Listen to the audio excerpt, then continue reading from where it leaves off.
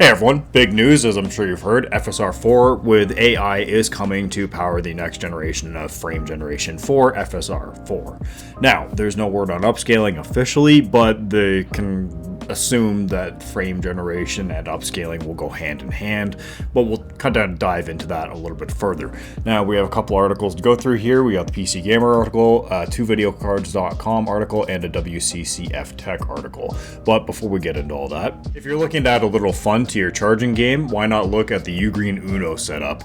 Now, we see here that the 100-watt big boy charger that we've got, it does have a new display versus the old ones, the old RoboGAN chargers, so it does display different styles of emojis for different charging statuses, and it will be able to charge your iPhone 15 Pro up to 51% in 30 minutes. Now, going to the Qi 2 wireless charging system that we have here, we can see that it also has like a fun little face, and it does all the little animations when it's charging, but it's for Qi 2 or iPhone MagSafe. Now, this will be able to charge up from 0 to 41% in 30 minutes, and if you have the pad tilted upwards on the reverse side, there is a charging spot for your earbuds or a watch if you support it. Now, for the Apple Watch, you won't be able to use it on the back. However, you can use the USB-C output on the side to charge at about 5 watts. It will do. So if you have the Apple Watch charging cable, you can plug it through there and charge all of your accessories. If you're looking for a new charger with a unique and interesting design, why not check out UGREEN? Alright, to kick off with the PC Gamer article, it does say that yes, we are getting FSR 4 with AI powering frame generation, though no word on upscaling. Now, however, I would just kind of again say that if they're bringing it to PSSR with their AI frame generation upscaling, whatever they're doing with that, I'm sure that they'll be able to bring it over to regular AMD chips, especially the handhelds. Now, they go over that the latest version of 3.1 offers a shader-based upscaler, which doesn't include AI or any type of machine learning. Frame generation does exist, but again, it doesn't rely on any type of AI or special acceleration like it does on the NVIDIA graphics cards. Now, in an interview with Tom's Radar with the Vice President, Jack Huon, they were talking about frustrations about specifically on handheld PC gaming and enjoying high frame rates, and if you wanted to, basically you're going to get an hour of battery life, if not less. They want to get about 3 hours, and that was mentioned in previous articles. Now, going with the assumption again that they're saying that there's no official word on AI upscaling, just the AI-based frame generation. So, I don't know. They said that they've been working on it for 9 to 12 months, starting work 9 to 12 months ago, and saying that, you know, we could then lock the frames per second, maybe it's 30 frames per second or 35, and that would presumably upscale to 60, 65 FPS, give or take, which traditionally that doesn't feel very good, but there is some PlayStation games, like I know that Black Myth Wukong specifically in the performance mode does do that with frame generation from 30 to 60, and not that I played it on PlayStation, but just knowing in general that feels terrible. So unless they do some sort of magic with the AI upscaling and AI frame generation, that could be a solution there. Now, moving to the videocards.com article, we can see that basically they kind of reiterate the last article, but we can see here, if you're not familiar with all the technologies from FSR 1, 2, 3, 4, we can see that for FSR 1, which was released all the way back in 2021, they only had spatial upscaling. So that's similar to like TAA, or sorry, not even TAA, it's like FXAA, and it just kind of does it afterwards. So that's what you can do on any game with like fluid motion frames and doing the FSR upscaling through the drivers.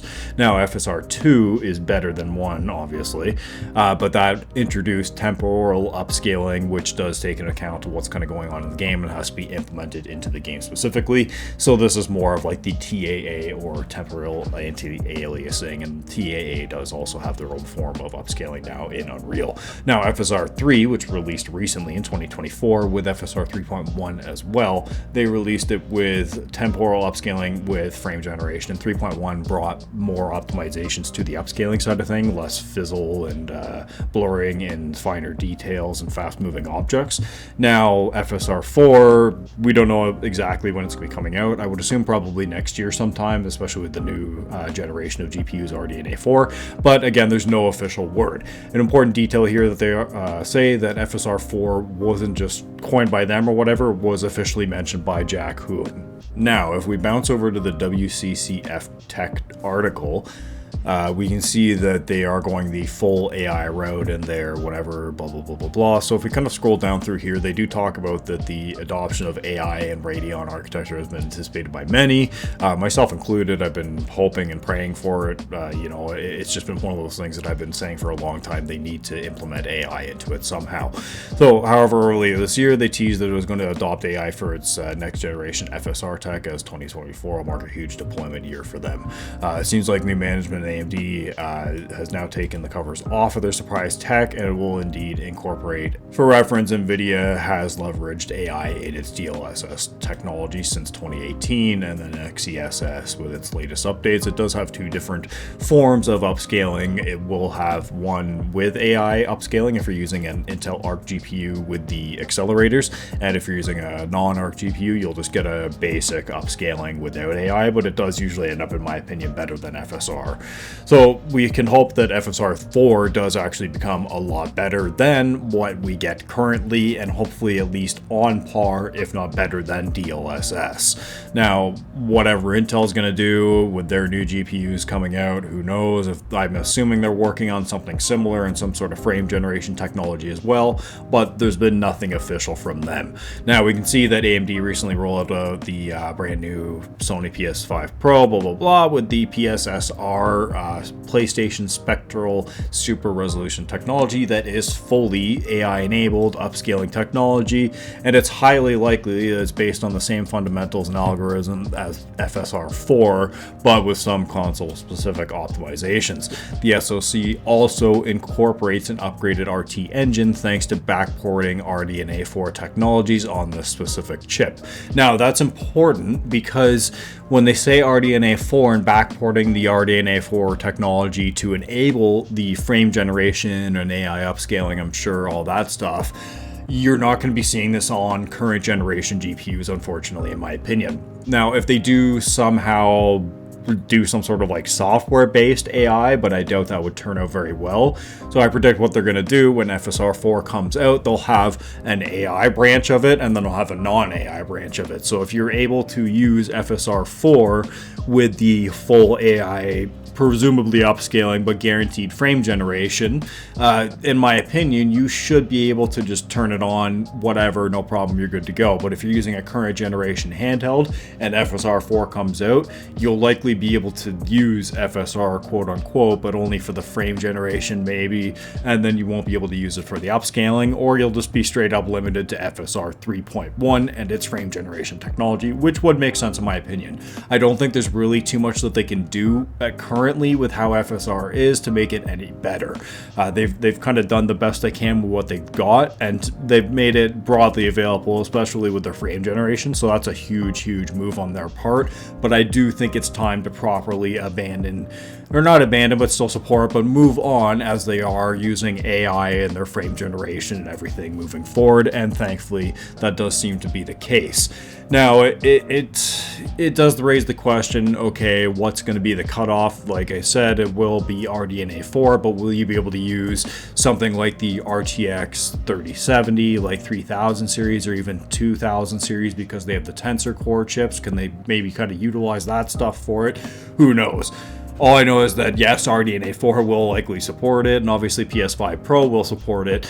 Now, in terms of handheld, the Z2 Extreme, because it is based on RDNA 3.5, not RDNA 4, I suspect and hope that they do the same similar with what they did with the PS5 Pro and backport the specific technologies, quote unquote, and implement that into the Z2 Extreme. Because if it takes another generation beyond that, so looking into 2026, I think that would just be to implement that AI technology and upscaling. They really have to get ahead of the game because, as we know, NVIDIA is working on their kind of handheld mobile chip with MediaTek, and it's just a no-brainer in my opinion. That's going to be the next logical move. And as for Steam Deck 2, I'm sure that's going to be customly made into it and hopefully integrated into it as well.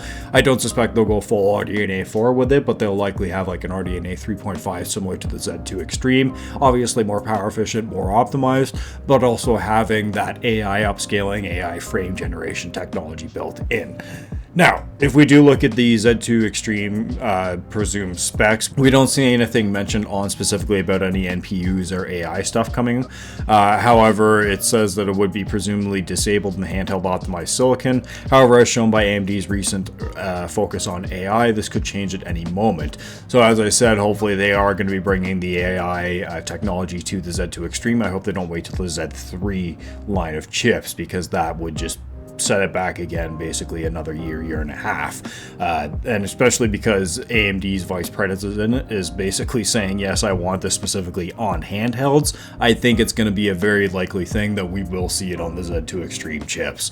But that'll do it for this one.